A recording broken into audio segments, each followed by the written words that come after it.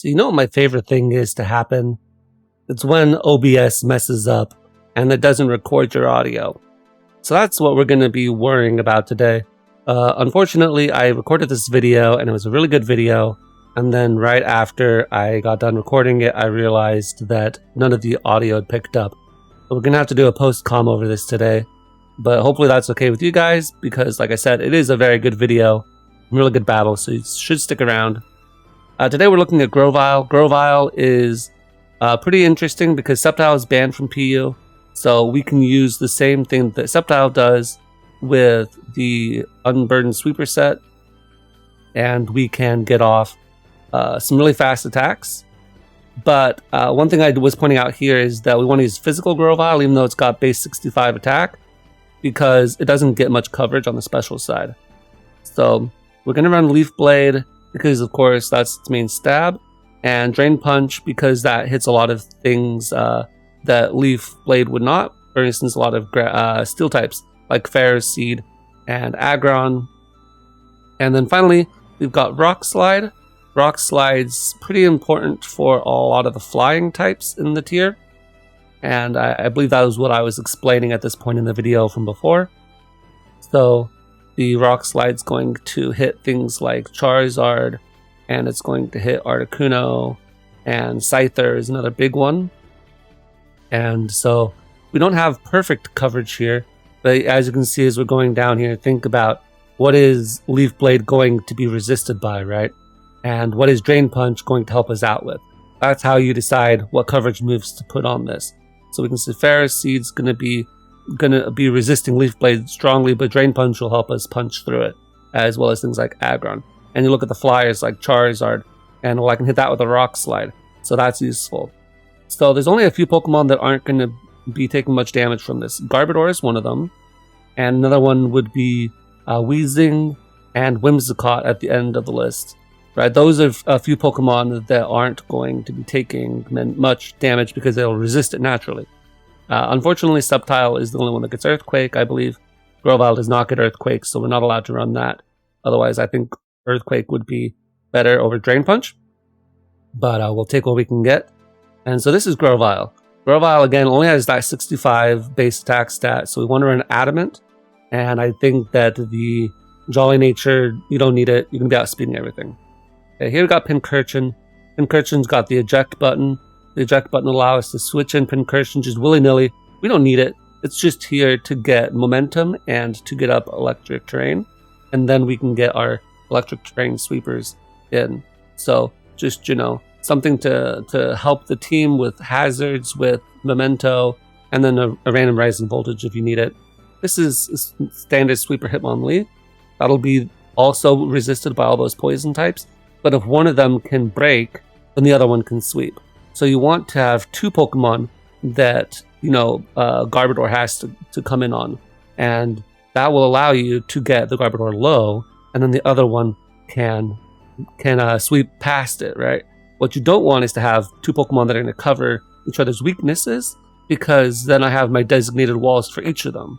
What instead you want to do is pressure your opponent by having two of a very similar kind of Pokemon, and then their Pokemon is supposed to deal with that, especially if they don't have reliable recovery, will then be whittled down, and the other guy can come in the back and sweep. We got Druddigon here as our designated lead, or at least generally our designated lead. It's going to mess things up with Stealth Rock and Glare, and then sort of shuffle around the team until it's had its fun. It's nice to have a bulky Pokemon, because we don't really have any good switch-ins to anything as well. So this is going to have the Rough Skin Rocky Helmet combo, that's not too bad. This is going to be an offensive Savali.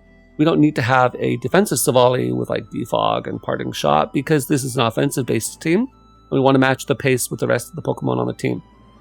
Aside from Druddigon. Druddigon is the only slow Pokemon on this team. And so, Savali, this is just standard Savali as far as I can tell. And then we got Magneton here. Magneton's got the air balloon because we have no ground resists. Grovyle is not a ground resist. And we're running Analytic because we don't really need to trap anything. But Analytic will let us just be that much more powerful. And then we got Thunder Wave in the last slot because what else is he going to run? Magneton really only wants to be clicking the first 3 moves in its kit anyway. And so it doesn't really matter what you have in that last slot. Might as well just toss Thunder Wave there to be annoying. And that's basically the team. So the idea is to sweep with either Scelvali if we have to, or Grovyle hopefully if we can. So I will cut to where we found a battle. Oh, actually we got a battle right away. That's good. Alright, so here we look at my opponent's team. The Eldegoss is pretty annoying because it is a bulky grass type with a regenerator, and we don't have any really strong fire or flying moves aside from Scelvali's Flame Charge, which again is not a strong fire move. And then we've got the priority in the Shadow Sneak and the Ice Shard from the Sneasel.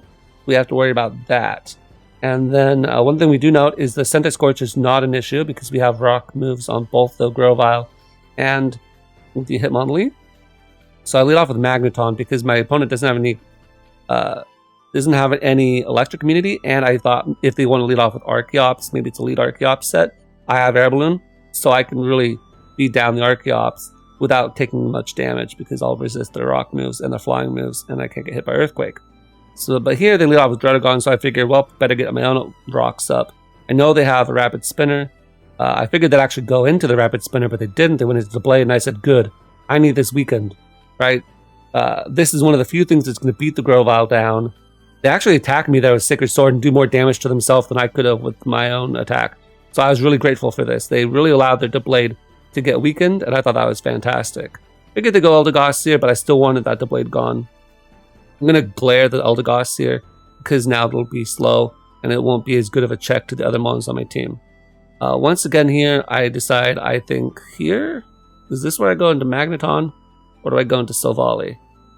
Because I don't want to go hard Pincurchin. I think it's better to let the eject button do its thing. So I think I go Scelvali here, okay? Because I want to go for Flame Charge here. If I go for Flame Charge, I can get faster than the Sneasel, which otherwise would be a problem. They actually stay in, and they get full paralyzed, so I'm going to take advantage of that here and go for Swords Dance. They go for a really passive play here. I'm going to go for Flame Charge again just because. But here I'm going to go for multi-attack, because at this point, if I can get the Druddigon weakened, that'll help my other physical attackers in the back. It's a little bit of a greedy play, because technically you want to keep this healthy for the Eldegoss, but no. And Ice Shard's not going to kill me from this range unless I think maybe it's banded, but it's not. And I can just multi-attack and kill it. No reason to go for another Flame Charge. They go back into Druddigon at this point, but I think at this point it's a little bit too late. I'm just going to click Explosion here, because I want to make sure the Druddigon dies. If I can kill the Druddigon, then it's over. Then it's over. So at this point, I could go hard into Pincurchin, but if I go Magneton, I can Volt Switch into the eject button, and that'll be the option that gives me the most opportunity for momentum. I actually go Scented Scorch, and I'm really happy about this, because I can go into Pincurchin, get ejected out, and then go into my Grovyle. Grovyle, like we said, is really weak, but this is a 4x super effective Rock Slide, and Rock Slide is more accurate than Stone Edge, so it's actually advantageous to go to Grovyle, which has Rock Slide, compared to the Hitmonlee. And they go Eldegoss here instead of Archeops. I know Archeops is sort of weak, but it has Flying Stab. What is Eldegoss supposed to do to Grovyle? It can't do anything. And I can Drain Punch it. I see that was a crit, but I'm not going to get another one, so I go for a Swords Dance, and they forfeit at that point. So this first battle actually shows that Grovyle did a really good job of sweeping in the end, and we set it up perfectly. Okay, and now we got our second battle. The second battle is very interesting. More of a bulky team on my opponent's part, but it's a pretty solid team. They got Colossal for things like Charizard, and they've got the Jellicent, which is also nice. Scrafty is a pretty bulky Pokemon that's going to eat a lot of physical hits with Intimidate and whatnot. And finally, they have Ice Shard on Abomasnow, or they potentially do. So I don't want to set up my Grovyle too early, because that would just be wasting it. So I need to weaken everything. The Chinchino could be a problem if it's outside of an Unburden boost, but if I'm Unburden boosted, then I don't care about the Chinchino, especially if it's Hitmonlee, right? I do also have the Druddigon, which will be good. So they lead off with Jellicent, and I noticed they have no electric resists on their team, especially because their one electric resist is something that's weak to Flash Cannon, so they can't switch that in either and have that work. So I just go for Thunderbolt here. Right, if their specs Water Spout, that would be a problem, but they don't know if I'm sturdy or not. And if I'm sturdy, then I can Mirror Coat, I can Thunderbolt them and just kill them one shot. So if they're an offensive Jellicent, they don't necessarily want to stay in. Turns out I believe this is Assault Vest, Scrafty, probably with a Shed Skin. Or maybe it's just really Spadef Scrafty with Bulk Up. In any case, whatever it ends up being, I don't know. I decided I can Volt Switch out because I will be faster, and I don't want to stay in for sure. I'm going to go into my Dredagon as they go for Dragon Tail, which was surprising. They're getting Pincurchin, which I do not want. But I figure, hey, while I'm here, let's just get up a Spike. Right, a Spike will be good against this team. They have Colossal to Rapid Spin. But aside from that, maybe they have Defog on Silvally, I don't know. But they actually end up going for Drain Punch. So at this point, I'm like, well, that's unfortunate. I don't want to go Hitmonlee yet, because I know I have to keep that healthy, and I need to get damage off on the Jellicent. But I want to take advantage of the eject button. So I'm going to go Grovyle. I knew that they would Dragon Tail there, so I didn't bother setting up. We got off some damage with Drain Punch. And at this point, their Scrafty is basically dead. So whatever they had, Rest, maybe Bulk Up, they aren't able to take advantage of it. And I'm able to get rid of it. So that's one potential obstacle for my my physically attacking Pokemon. They go Colossal here. I want to get the Colossal down to 50%. That's what I said in the video earlier. Get the Colossal down to 50% or so, and then I feel like the Hitmonlee should be able to take care of it just fine. They're going to get up hazards and be annoying, so I'm going to get up my hazards and be annoying too. So I'm going to set up my Stealth Rock here to go Jellicent. Now, if they're offensive, that's a problem. I want to glare that so that they can't outspeed and Water Spout everything. If they're defensive, they have Taunt, Toxic, Recover, Strain Sap, maybe Hex. What I was thinking at this point. But Dredagon's just going to do Dredagon things, right? And so I'm just going to stay in and see what's up. They actually go for Magic Coat, which is a really cool tech on Jellicent. But at this point, what are you getting off on that? Because I don't care about being paralyzed. I'm a Dredagon. So I double glare and I actually catch a Colossal, which I don't mind. And I can actually Earthquake the Colossal and get off massive damage, which is what I wanted. They don't go for Rapid Spin, which I think is fantastic. At this point, I figure, no way they stay in, right? They've got to switch out. So I'm going to Dragon Tail. They actually do stay in, which is a bit surprising. And I get an Abomasnow, which is unfortunate. But at this point, I sack the Grovyle because it's not going to get anything off if they have an Ice Shard. So, already lost its Unburden boost, so won't be faster than Chinchino. Might as well sack it. At this point, I need to calc the Magneton and see if Flash Cannon kills the Abomasnow.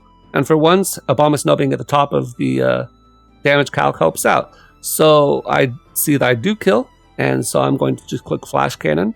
They have nothing that wants to switch into this. If they go Colossal, they're really low, and I'm Analytic boosted, so I should probably just straight up kill. But even if I don't, for whatever reason, then of course I can always just Thunderbolt or Flash Cannon in the following turn. And so at this point, Magneton is going to put in the work because they have no ground type. And Colossal ends up dying, so we will take that. And now at this point, they could go back into Abomasnow, but that's going to die. Silvally Poison, I believe I go back to the calc here, because I don't even know what Silvally Poison runs in this tier, right?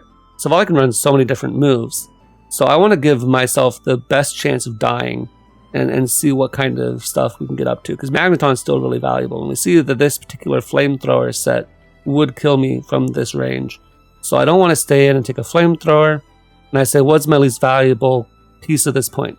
Well, I want to get up the Electric Train as they get Parting Shot off, which I think is a crazy play. You Parting Shot my Magneton, I'm still Analytic boosted, and what in the back wants to come in on a Thunderbolt? I don't really see anything that does. So I don't know why you made that play. But notwithstanding, that's fine. They can do whatever they want. I'm going to go hard back into Magneton, I believe, here, because I will resist all of their moves other than Earthquake, and if they Earthquake, I have my Air Balloon. So now I can Flash Cannon again, and they actually stay in and let me kill it. So I will take that. Their Abomasnow is gone, and they have no more Ice Shard priority. So it was a really cool Jellicent set, and I do like seeing teams like that. I think that kind of team is pretty fun, but I do think that maybe they should have had less bulk and maybe a bit more offense, and that could have been better. But that's just me. Now we're going to go on to our final team. I love my opponent's team. I think this is just very representative of what PU should be looking like. This is the most boring, standard PU team. But if you wanted to show somebody a good PU team, I think it would look something like this. For all I know, this is like a sample team. Anyway, the Lantern is a Pokemon that's going to mess up my Magneton. Magneton doesn't get to do anything with Lantern around. Here they lead off with Whimsicott. I thought that they might lead off with the Sandaconda or something. Anyway, I'm not going to stay in. They can Moonblast, they can Taunt, they can Stun Spore. Magneton isn't going to get anything off in this battle anyway because of Lantern. So at this point, I actually make a double switch, and they go for U-turn, which was a fine play on their part because, you know, they were going to outspeed me, so it was basically a free turn. But they actually take Chip, but they get the switch initiative, so, you know, it's a wash. I don't know if that was better or worse for them. They go into Sandaconda, which I guess they have rest, and so they don't care about getting glared. But I still think it's sort of a funny play because it does allow me free rocks. I'm quite bulky, and they are going to get some chip off on me, but that's about as far as that's going to go. Here I'm going to go Grovyle, because looking at their team, they don't have much for it. I'm actually going to Rock Slide here, predicting them to go to Charizard, as they go into the Whimsicott, unfortunately. And so I'm sort of showing my hand early, and I won't be able to get a surprise KO on Charizard later on, but such as it is. Here I think about going Pincurchin, but if they go for Defog, then I'll lose my terrain. So I decide against it, and I decide to go back into Magneton as they go for U-turn again. That's fine. Here they go Charizard, and it will outspeed me. So I feel like don't want to waste it on a fire move, even though this doesn't do much. I'm going to go Pincurchin here to get my eject button, as they're actually a toxic Charizard, which I think is really weird. I say, you know what, fine. I'm going to start hazard stacking you. And I say, fine, I'm going to hazard stack you again. If you want to defog here, that's fine by me. I'll at least try to keep a spike. Because they actually say, I like hazards too, and they encore me. So I'm going to go into my Grovyle now, because at least I can get something done with this Grovyle, right? Got my my Unburden boost. I got my +1 defense. Let's see if I can get anything done with the Grovyle. Yeah, I feel like they're not going to go Charizard. I've already shown off Rock Slide, unfortunately. If I hadn't shown off Rock Slide, they may have gone into it. Whimsicott, of course, is generally what you want to be in with, I think, on this team against the Grovyle. But if it wants to double back in, it's going to have to retake those double spikes plus Stealth Rock. So that's not going to be great for it. They're going to go Mesprit.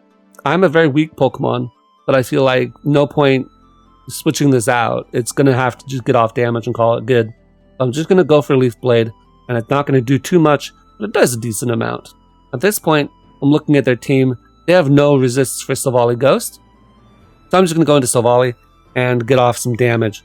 So we're just going to go with a multi-attack here. I say go Whimsicott, and Whimsicott dies. If that was defog, then that's fantastic. I don't want to be annoyed by that Whimsicott anymore.